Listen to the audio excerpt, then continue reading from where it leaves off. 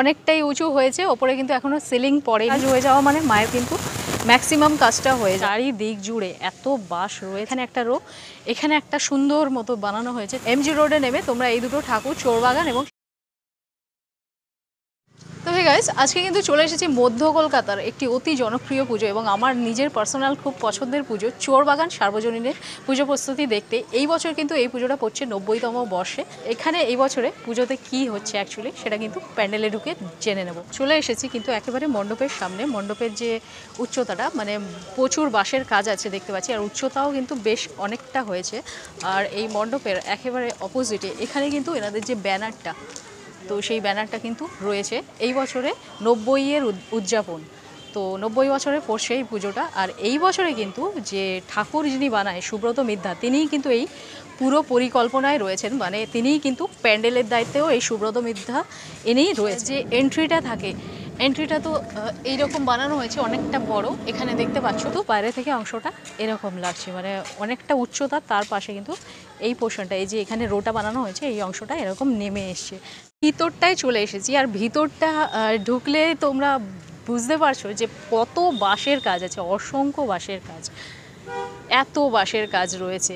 এখান থেকে দেখো এরকম একটা পোর্শন বানানো হয়েছে, এটা একটা পার্ট, এখানে একটা সরু মতো পার্ট বানানো হয়েছে। এটা কিছু থিমের একটা কিছু ব্যাপার থাকবে, তো সেই জন্য না এরকম জিগজ্যাগ মতো করে বাঁশগুলোকে বাঁধা হয়েছে উপর থেকে নিচ অবধি। এটা পুরো জিগজ্যাগ করে পোর্শনটা বানানো হয়েছে। আর এখানে মাঝখান থেকে কিন্তু ট্রায়াঙ্গেল মতো, মানে নিচু হয়ে যেতে হবে, এই পোর্শনটা এরকম বানানো হয়েছে। আর চারিদিকে এই ভিতরের অংশগুলো দেখছি যে অনেকগুলো না পার্ট করা হয়েছে, লাইক এখানে একটা পার্ট, এখানে একটা পার্ট, এখানে একটা পার্ট, তারপরে আরেকটা পার্ট, তারপরে আরেকটা পার্ট। তো এটা কিন্তু আপাতত এই দেখছি পার্টের সিলিংটা, এটা কিন্তু অনেকটা নিচু, তারপরে কিন্তু মণ্ডপটা আরও একটা উঁচু হয়েছে। তো এখানে একটা রো, এখানে একটা সুন্দর মতো বানানো হয়েছে থিমের কাজের মতো, এখানে কিন্তু একটা সুন্দর রো বানানো হয়েছে।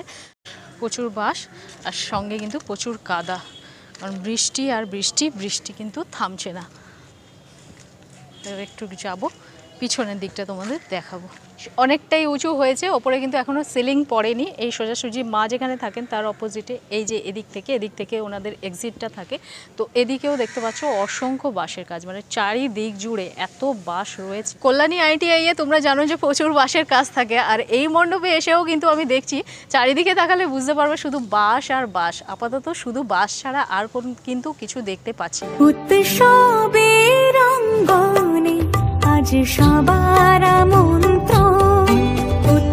বাঁশ ছাড়া কিন্তু আর বিশেষ কিছু এখানে হয়নি, অন্য কোনো ম্যাটেরিয়াল এখনও পর্যন্ত ইউজ হয়নি। তো ওপরের সিলিংটা হয়ে গেলে কিন্তু এই পোর্শনগুলোকে বাইরে থেকে ত্রিপল দিয়ে পুরোটা ঘিরে দেবে, তারপরে কিন্তু ঠাকুরের কাজ শুরু হবে।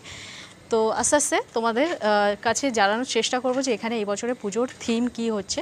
নিজে জানতে পারলে অবশ্যই তোমাদের জানাবো। তো এখান থেকে কিন্তু পাশেই রয়েছে সিমলা ব্যায়াম সমিতি, যেখানে কিন্তু এবছরে এই পুজো পড়ছে কিন্তু 100 বছর। চলে এসেছি সিমলা ব্যায়াম সমিতির যে পুজো প্রাঙ্গণ সেখানে।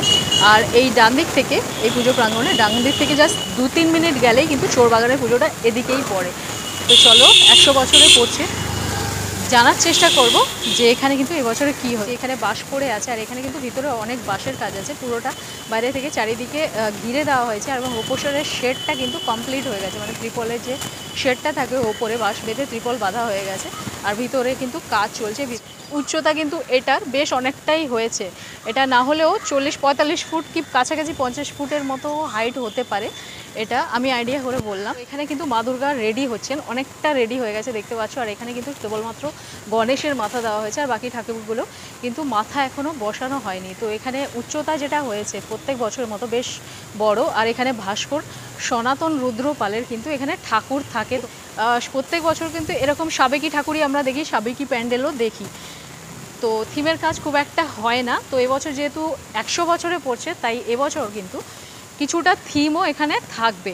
তো যেটা দেখতে পাচ্ছি এরকম বাঁশের যে স্ট্রাকচারগুলো, মানে মণ্ডপ, একটা পুজো মণ্ডপ যেরকম তৈরি হয় সাবেকি পুজো মণ্ডপ, তো সেরকম পুজো মণ্ডপের জন্যে বাঁশের স্ট্রাকচারগুলোই জাস্ট দেওয়া হয়েছে। কিছুদিন পরে কিন্তু এখানে আর্টিস্টের কাজ শুরু হবে।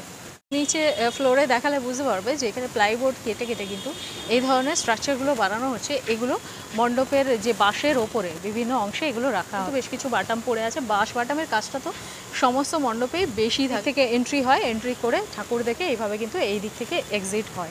উৎসবের অঙ্গনে আজ সবার মন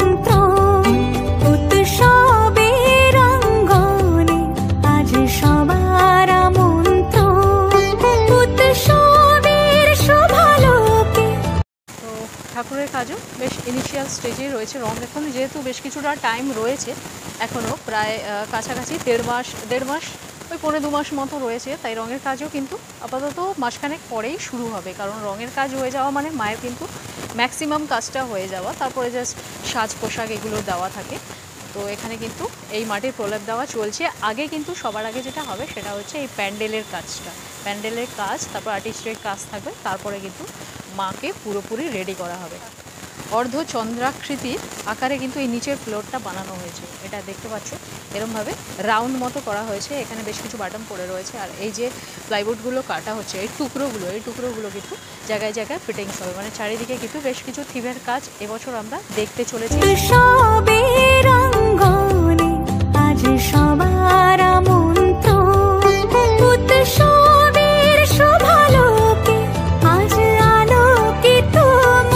আর বিশেষ কিছু দেখানোর নেই, সিমলা ব্যায়াম সমিতিতে এতটুকুই মণ্ডপের কাজ প্রস্তুত হয়েছে।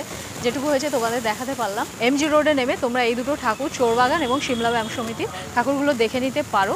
তাছাড়া কিন্তু দেখে নিতে পারবে মোহাম্মদ আলী পার্কের ঠাকুর, কলেজ স্কোয়ারের ঠাকুর। তো এই ছিল আজকের ভিডিও, এতটুকুই তোমাদের দেখাতে পারলাম। তো দেখা হচ্ছে অন্য আরেকটা ভিডিওর সাথে। তো আপাতত ভিডিওটা কেমন লাগলো অবশ্যই কমেন্ট করে জানাও। ভিডিওটা ভালো লাগলে একটা লাইক দিতে পারো, সাবস্ক্রাইব করতে পারো। তো দেখা হচ্ছে তোমাদের সাথে নতুন আরেকটা ভিডিওর সাথে। ততক্ষণের জন্য ভালো থাকো, সুস্থ থাকো, টাটা।